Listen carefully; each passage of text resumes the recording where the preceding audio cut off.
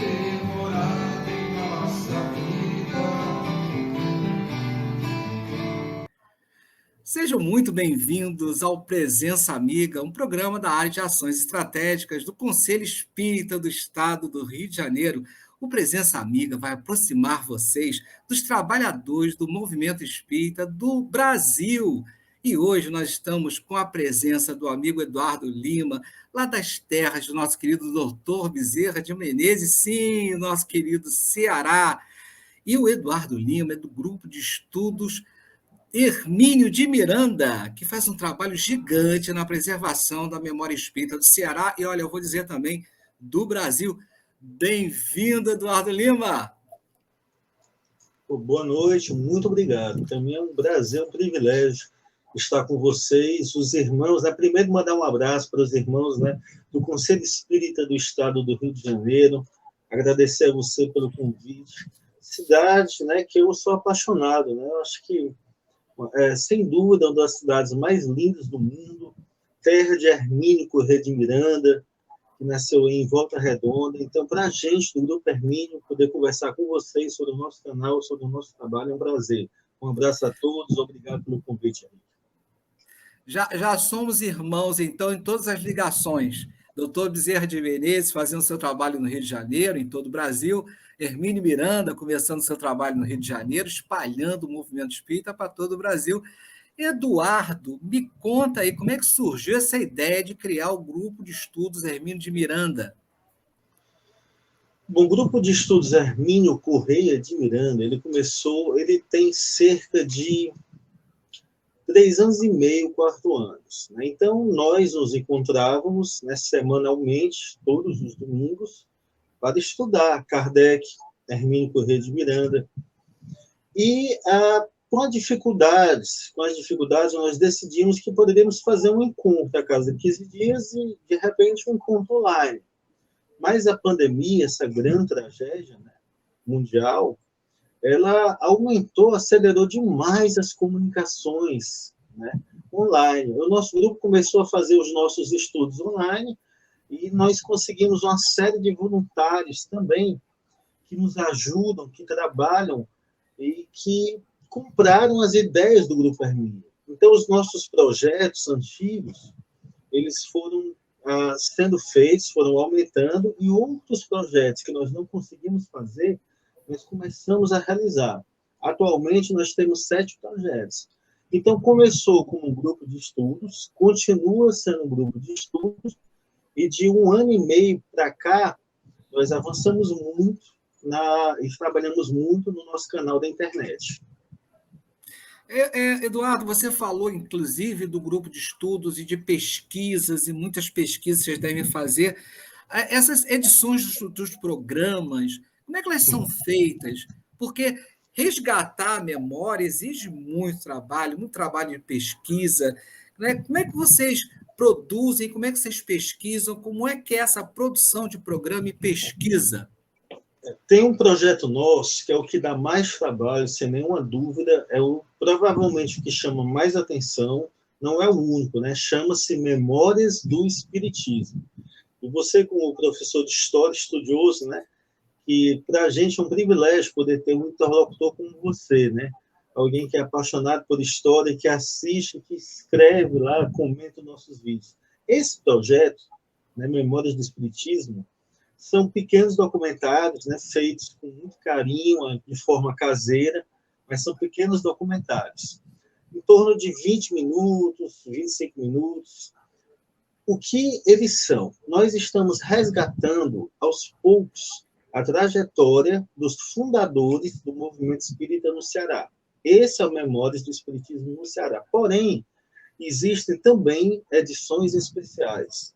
Estas edições especiais, nós pegamos algo que pertence à história do Espiritismo, principalmente vinculado ao nosso querido Allan Kardec, nosso professor de Lyon, e nós fazemos uma edição especial, na qual nós resgatamos um aspecto histórico da trajetória de Allan Kardec e fazemos uma correlação com alguma coisa aqui no nosso estado, como, por exemplo, nós fizemos um episódio chamado Allan Kardec, o Teatro, os Espíritos e a Bailarina.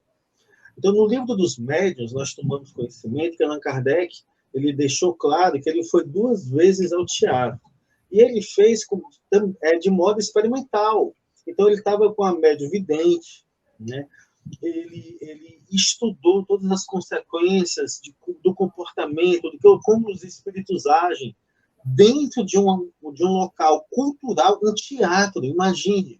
Então, inclusive, uma perspectiva interessante que revela o quanto Allan Kardec era metódico e utilizava a mediunidade como instrumento de pesquisa, não só na psicografia, não só em relação à psicofonia, mas também com medividência. Então, o que é que nós fizemos? Nós resgatamos a história de Allan Kardec indo ao teatro, ao mesmo tempo que nós fomos ao nosso magnífico e belíssimo Teatro José de Alencar, sem dúvida um dos mais bonitos do Brasil, e contamos a história dos espíritos que aparecem lá no teatro, entrevistando os funcionários, e lá no teatro tem a famosa bailarina fantasma. Então, esse é um episódio especial. É até interessante isso, porque o resgate da memória não é apenas aquele do tempo passado, mas de um tempo presente também, não é? Essa é a ideia, porque nós poderíamos ter feito apenas Allan Kardec vai ao teatro e rememorar a ida de Allan Kardec ao teatro. Mas por que não juntar as 2 coisas numa tentativa? Espero que tenha sido bem sucedido de tornar mais lúdico, tornar mais interessante, tornar mais atraente.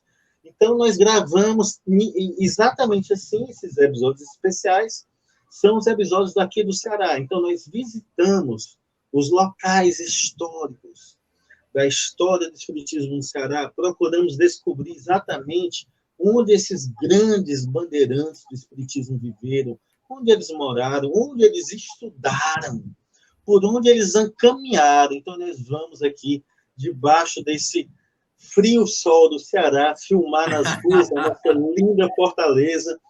Parece o Indiana Jones com um chapéu grande, filmando os nossos entrevistados aqui no Ceará. O resultado é que nós contamos a história do espiritismo, visitamos os locais e temos um locutor maravilhoso, Luciano Clay, que depois, acredito, ele vai ser entrevistado. O Luciano Clay é cantor, cordelista, está transformando a obra de Kardec em literatura de cordel, e já avançou bastante. Eu falo Luciano Clay, não, perdão, Luciano Mendes, que é o nosso locutor. Então, nós temos... já falar do Luciano Clay daqui a pouco.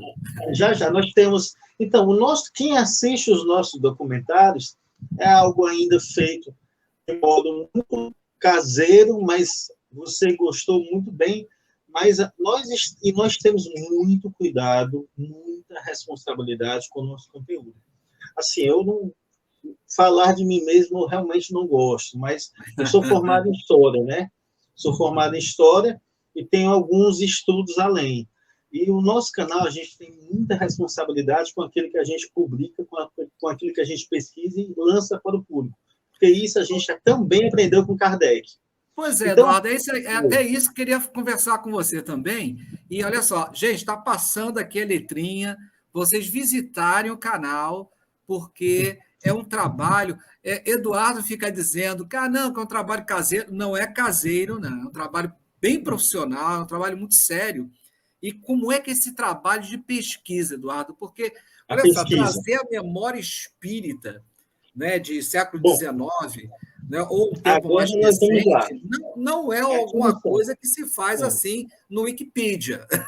Olha, como é que é esse processo de pesquisa? É isso. Olha, aqui no Ceará, nós temos o privilégio de ter um Luciano Clay. O Luciano Clay é o nosso atual presidente da Federação Espírita do Estado do Ceará, pessoa que eu tenho um profundo carinho por ele, profundo respeito a todos nós aqui do Ceará. E ele desde 94, desde 90, há 30, 25 anos, 30 anos, que ele estava pesquisando e resgatando a história do espiritismo no Ceará. E ao longo desses 25, 30 anos, ele publicou artigos, ele foi eleito para a Academia Cearense, né? Academia de Geografia e Pesquisa, né? Enfim, e ele deixou uma obra que pouca gente, infelizmente, conhece. Instituto Histórico e Geográfico do Ceará, ele faz parte do Instituto, Então, quando nós estamos pesquisando a história do Ceará, quando eu começo a pesquisar, invariavelmente eu encontro um artigo do Luciano Claro. E ele é um pesquisador cuidadoso. Então, ele pesquisou nos jornais, nas bibliotecas, ele é um pesquisador, ele é um historiador cuidadoso, que o que ele escreve está baseado em metodologia rigorosa, em pesquisa rigorosa. Então, nós simplesmente estamos transformando em documentários a pesquisa do Luciano Klein. Né? As edições especiais, naturalmente, a gente não entra muito na pesquisa dele, nós pesquisamos mais na obra de Kardec, nas revistas espíritas, mas quando nós falamos Ceará, história do Ceará, ele é a grande figura que permite que tudo isso esteja acontecendo. Se não fosse ele, nós ainda estaríamos talvez no segundo episódio, nós já estamos no 13º, 14º episódio. Mas a história do movimento espírita no Ceará começa muito cedo, né, Eduardo? Olha, começa antes de Allan Kardec. Gente, olha só, olha, vamos repetir. A história do movimento espírita no Ceará começa antes de Allan Kardec. Olha Isso só. está documentado, e bem documentado, é fácil de achar. Eu tenho aqui no meu celular, depois eu posso lhe mandar, em 1853, um português, Barão, que ficou conhecido como Barão de Vasconcelos, ele, percebendo o homem cosmopolita que era, e à época a cultura dominante era francesa, o experimento das mesas girantes, a frivolidade das mesas girantes, que estavam em Paris, estavam na Europa, chegaram aqui aonde? Em Fortaleza, no Ceará. E eis que o Barão de Vasconcelos decidiu fazer os experimentos e convidou pessoas conhecidas do Ceará, um homem de bem, abolicionista. Quando eu falo homem de bem, até me desculpem essa expressão tão desgastada, mas um homem de bem no sentido de Allan Kardec, não é cidadão de bem, um homem de bem, como escreveu Allan Kardec, abolicionista, um homem que tudo que nós pesquisamos na vida dele, a gente vê que era um cidadão que lutou pela sociedade melhor, um mundo melhor, e decidiu fazer o experimento das mesas girantes, e Henrique foi bem sucedido. Então, em 1853, saiu nos jornais locais, o jornal O Cearense, que o Barão de Vasconcelos fez uma mesa flutuar com N testemunhas, médicos, professores de renome aqui do Ceará, homeopatas. E atenção, Henrique, ele falou que para que o fenômeno acontecesse, eles chegaram à conclusão que era necessário ter um médium. Sim, ele usou a palavra médium em 1853, 54. Olha, vocês devem saber que o L é de 57, né? Então, vejam bem, é muito provável que o primeiro local do Brasil que essa palavra médium apareceu e foi utilizada foi aqui no Ceará pelo Barão de Vasconcelos. Não, Eduardo, olha só comprova, né, o caráter universal e de concordância da doutrina espírita, porque as coisas não focam num lugar só, são em vários lugares, e especialmente no Ceará. Que Kardec então, não usou, eu tenho mas esse jornal. especialmente no Ceará. Eu tenho esse jornal, não é para quem sabe pesquisar, esses jornais, esses documentos não são tão difíceis de encontrar. Está lá a palavra médium, quem estava presente nas sessões. E aí o nosso primeiro episódio experimental foi esse. Então nós descobrimos a rua, a numeração, onde ele morava, né? Uma foto dele. Aí depois nós revisitamos esse episódio para corrigir algumas informações do primeiro episódio, do episódio piloto, que a gente gravou para saber se dá certo, né? De novo, nós somos extremamente cuidadosos com a pesquisa, né? Responsabilidade kardeciana, né? Com informações. Não, olha só, vocês vão conhecer o professor Correia. Eu sou fã do professor Correia. Então, vocês vão conhecer quando vocês forem lá visitar os vídeos. Mas, então, falando do Luciano Klein, né, essa influência muito importante no resgate da memória cearense, mas olha só, vocês descobriram coisas espetaculares, descobriram Emília Freitas. Pois é, eu vou fazer uma pequena. Antes de falar de Emília Freitas, que é uma gigante, nós descobrimos, Henrique, né? Ele e nós produzimos, né, o primeiro centro espírita do Ceará. E nós fomos lá no local. Depois, o segundo centro espírita do Ceará, o nome dos fundadores, quem participou. Então, o carioca Luiz de França de Almeida e Sá, como você imagina. Eu não É o, falei que nós éramos irmãos, ó, Carioca, Luiz de vocês França, tá aí, aí, ó. um carioca, Luiz de França de Almeida e Sá, um carioca foi que fundou o primeiro centro espírita no Ceará. E aí nós visitamos o local onde ele trabalhava, na alfândega, mostramos, contamos um pouco da trajetória dele. E aí nós descobrimos o local do segundo centro espírita do Ceará, foi na terra de Chicanismo, aqui pertinho, uma serra linda, Maranguape, uma cidade linda, Maranguape. Nós estamos filmando lá essa semana. Assim, a gente vai para um local, Henrique, a gente vai para um local para filmar, a gente que anda 60, 70, 100 quilômetros para filmar 5 minutos. Mas vale a pena. Gente, olha só, dá uma olhada no mapa depois, o estado do Rio de Janeiro, depois dá uma olhada no estado do Ceará, né? Porque a gente não está acostumado com essas distâncias, não. E aí a gente filma, né? E olha, e a Emília Freitas, quem é a Emília Freitas? Poxa, eu quero que vocês vejam o episódio 1 já está no canal. Emília Freitas, professor... Olha só, vamos dando água na boca desse povo aí, né? Que quer resgatar a memória do movimento espírita brasileiro, vai. Olha só, gente, Emília Freitas, olha o que Eduardo vai falar. Vocês imaginem que uma mulher, no final do século XIX, segundo lustro ali do século XIX, uma mulher órfã de pai, né? Ela desde pequeno, né, se interessou por política, em pleno segundo reinado, se tornou republicana.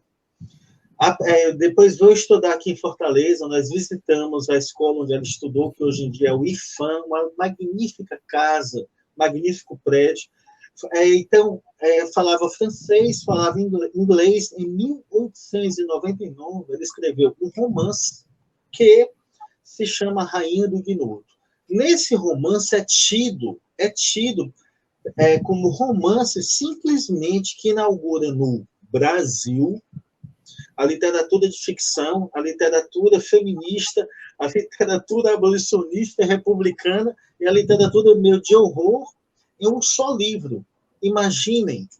E esta moça, sendo mulher, ela participou ativamente do movimento abolicionista aqui no Ceará. Então, assim, uma intelectual, mulher, no século XIX, que publicou um jornal contra todos os preconceitos da época, contra todos os problemas da época.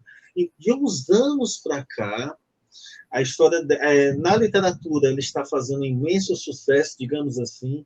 Quem vê o episódio, nós conversamos com pesquisadoras, com escritoras que são influenciadas por ela. Nós colocamos já a quantidade de dissertações e teses que estudam o trabalho da Emília Freitas. Então, a Emília Freitas é uma gigante. E nós temos o privilégio de poder contar um pouquinho da história desta mulher à frente do seu tempo, abolicionista, republicana, com ideias feministas, embora que não queiram entrar num papo muito conceitual, intelectual, mas uma mulher porque feminismo é uma coisa da década de 70, enfim, mas para o público mais leigo, uma mulher, uma grande mulher, à frente do seu tempo, uma grande cristã, uma grande espírita. Eu estava pensando, nós temos contemporâneas, você vê como as coisas vêm, né? Nós temos a Nália Franco, Benedita Fernandes, são contemporâneas, né? Dessa última aí, esse último quartel do século XIX, né? Elas estão surgindo. Eduardo, você chamou atenção para uma coisa interessante. Na pesquisa do resgate que vocês fazem da memória cearense, vocês não se limitam apenas à literatura espírita, vocês vão também para todos os tipos de fontes, não apenas a espírita. Eu acho que, assim, existem algumas razões por que nós fazemos isso. Primeiro, nós acreditamos que é isso que Kardec faria. Sinceramente, francamente. Eu acho que o trabalho de Allan Kardec ele nos ensina a sermos pesquisadores plurais. A obra de Allan Kardec nos ensina a sermos pesquisadores que compreendam o espiritismo dentro da sociedade de uma forma ampla. O espiritismo não é para ficar limitado ao movimento espírita. O movimento espírita o espiritismo é a mensagem do Cristo, é uma revolução cultural, é uma revolução intelectual, portanto, deve ser amplamente divulgada em todos os setores da sociedade, na literatura, na ciência, na música, no teatro. Então, por essas razões, a gente faz isso que você percebeu. Quando nós, por exemplo, nós fizemos um episódio especial que deu muito trabalho para variar, chama-se Allan Kardec e a Vida Fora da Terra. Allan Kardec e a Vida Fora da Terra. Eu achava que ia ser o primeiro episódio que ia causar polêmica, que talvez tivesse alguma crítica. Todo mundo se apaixonou pelo episódio. Nós entrevistamos o presidente da Associação de Astronomia Amadora, aqui de Fortaleza. Entrevistamos um filósofo espírita que falou no final do episódio, sobre como seria o mundo tendo contato com extraterrestres. E, obviamente, entrevistamos estudiosos espíritas que se dedicaram a explicar, dentro da literatura de Kardec, esses pontos específicos da vida fora da Terra, que estão presentes desde o Livro dos Espíritos, de forma límpida e clara. A polêmica existe, porque é um tema polêmico. Então, isso, quero acreditar que isso torna os episódios mais lúdicos, mas a gente nunca perde de vista a seriedade da informação, a qualidade da informação, e tenta tornar os episódios mais lúdicos. Mas, de novo, quem é o mestre, quem nos inspira é Allan Kardec, e também não posso deixar de falar, Hermínio de Miranda também era um estudioso que tinha essa visão plural. Hermínio de Miranda falava de Hitler, Hermínio de Miranda falava do apóstolo Paulo, Hermínio de Miranda falava de uma forma extremamente rica. Ele também é uma inspiração. E tem uma coisa interessante também, Eduardo, que a pesquisa, o resgate da memória, não se restringe apenas ao Ceará. Né? Nós temos aí episódios aqui no Rio de Janeiro, com o nosso querido Kaique Assunção, né, lá do grupo Teatral Mensageiros. Kaique foi de uma generosidade, né, muito grande para conosco. Né? E essas coincidências da vida, eu estava pesquisando o Bezerra de Menezes, né, comecei a pesquisar, para saber, porque o Bezerra de Menezes, ele está ali no final do século XIX, né? Mas o que falar do Bezerra de Menezes depois de um filme, depois de tendo aqui o grande nome mundial, a realidade é essa, sobre a biografia do Bezerra de Menezes, que é o nosso querido Luciano Klein. Então, como fazer um episódio do Bezerra de Menezes que possa trazer alguma coisa nova? Né? Então, nós entrevistamos, para um programa Arte e Espiritualidade Nossa, que é um projeto também nosso, o Kaique Assunção. O tema não tinha nada a ver com o Bezerra de Menezes. O tema era o trabalho dele, o trabalho gigantesco, magnífico que ele faz. E nós descobrimos que ele estava pesquisando sobre o Bezerra de Menezes. E ele estava gravando pequenos vídeos. E, sem eu saber, ele estava tendo contato nos bastidores com quem? Com o Luciano Klein. Aí eu falei, não pode. É muita coincidência.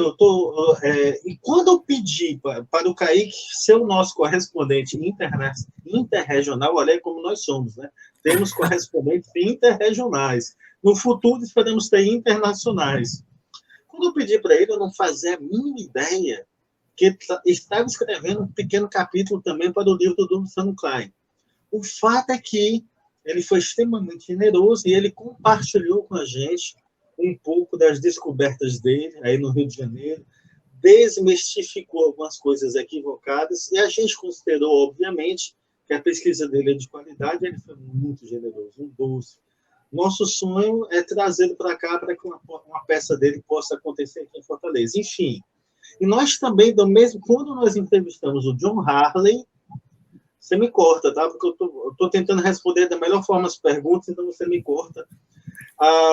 Se estiver prolongando muito. John Harley, né, o grande biógrafo de Chico Xavier, e eu pedi para ele, John, você mora em Pedro Leopoldo. Quando eu estive em Pedro Leopoldo, eu não tinha esse projeto. Ele, você pode chamar algumas coisas contando os caminhos de Chico Xavier? Ele, novamente, com a imensa generosidade e carinho que ele tem que ele teve para com o nosso grupo, ele foi filmando em todos os locais importantes para a vida de Chico Xavier. E Pedro Leopoldo eu conheço, acho que você conhece também, é linda, está toda preservada praticamente. Olha, onde Chico Xavier esteve, desde a escola dele, quando ele era criança, está tudo lá. Enfim, fizemos um episódio especial chamado Chico Xavier em Pedro Leopoldo, o nosso correspondente de luxo, John Harvey. E assim vai. Em breve, nós esperamos ter alguém, outra pessoa do Rio de Janeiro, para nos ajudar. Mas não esqueçam que a Eduardo, a equipe, uma equipe maravilhosa, vocês vão comprovar entrando no canal do Grupo de Estudos Hermínio Miranda, que é uma equipe competente, uma equipe animada. Eu vou dizer, animada, né? O pessoal animado, pessoal que vibra com o trabalho. Agora, olha só, Eduardo, dá um spoiler para a gente aí. O que está acontecendo aí nas pesquisas atuais? O que vem por aí?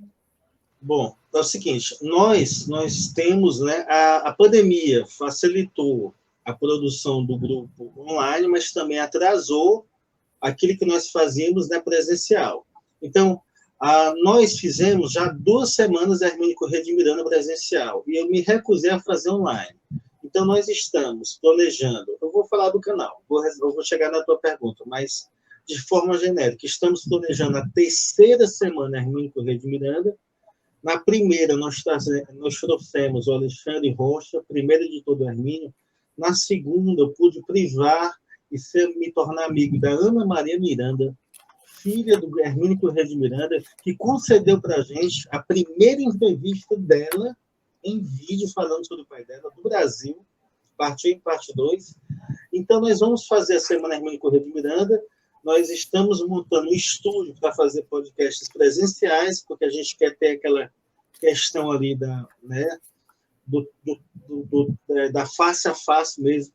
Vamos entrevistar um psiquiatra espírita maravilhoso aqui do Ceará, e todos os convidados da federação, se Deus quiser, vão poder conversar conosco presencialmente. Em relação ao canal, nesse exato momento, nessa semana, estamos filmando a parte 2 da Emília Freitas, que a parte 1 foi a grande escritora. A parte 2 será a poetisa da abolição. E acredito que está ficando emocionante, porque o tema da abolição é algo trágico e emocionante, né? E vocês sabem que o Ceará foi o primeiro estado, né, a abolir os escravizados. Isso aí, olha, Eduardo, você já tem a minha estima, viu? Cearense, você já tem, porque olha, que iniciativa, né? E nós descobrimos, infelizmente, eu vou dar um pequeno spoiler, né? Durante algum tempo. Mas é isso que eu quero, ele tá enrolando, você vê que ele está ali, ó. Durante alguns meses. Informação. Durante alguns meses, talvez mais de um ano, ficou uma foto da Emília Freitas, que as pessoas acreditavam que ela era, mas depois percebeu-se que não, era uma foto falsa. Nós descobrimos um quadro que muito, muito, muito provavelmente a Emília Freitas está. Que pesquisa. Olha só, fica para vocês essas dicas, é claro que envolve muito trabalho, mas do trabalho de pesquisa por resgate da memória. E era um trabalho delicioso, não é não, Eduardo? Poxa, assim, quando nós fomos falar sobre a vida de... É delicioso, mas também tem as angústias, né? Quando nós fomos falar sobre o Viana de Carvalho, para falar sobre a vida do Viana de Carvalho, minimamente teria que ser um seriado de 20 episódios para falar sobre o Dr. Bezerra de Menezes, então. Então, assim, a gente tem ali 20 minutos para passar o essencial da história de alguém que dedicou uma vida para o movimento espírita.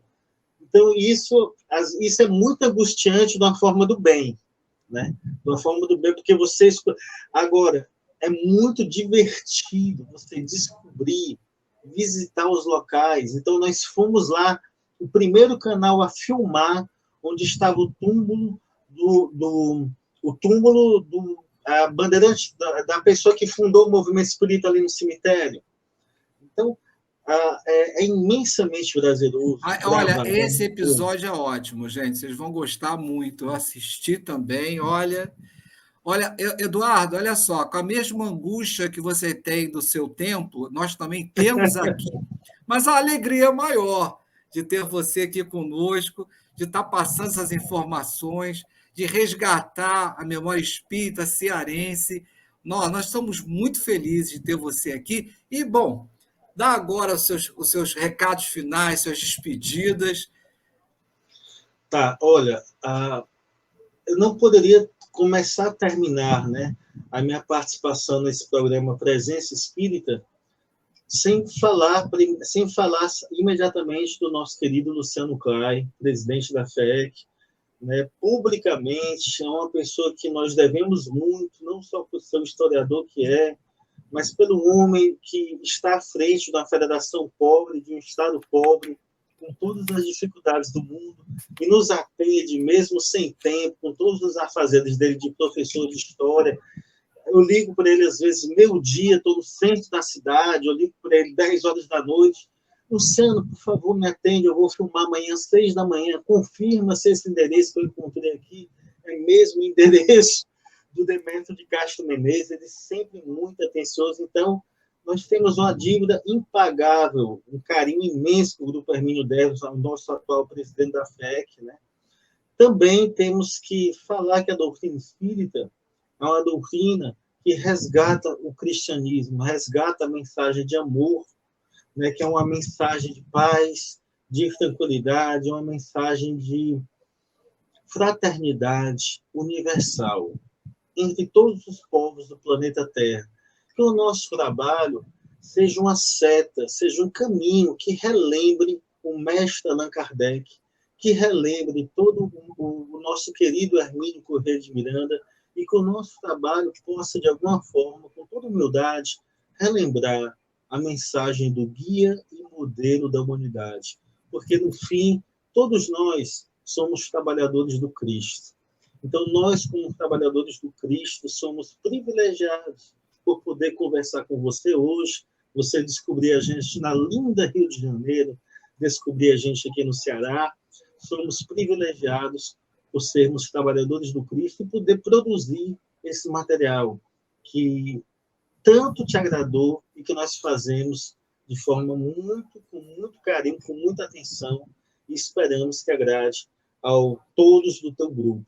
Então, a mensagem final é que nós sempre tenhamos no coração, nunca percamos de vista, nunca esqueçamos, porque Jesus foi o guia e modelo da humanidade. Eduardo, que lindo.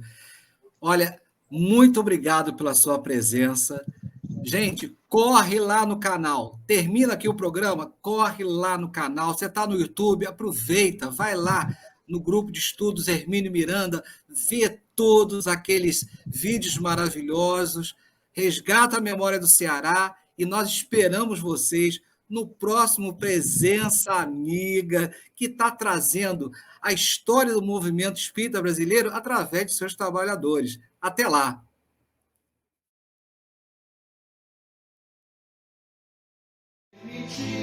Essa presença amiga, deixar fazer morada em nossa vida. Quando você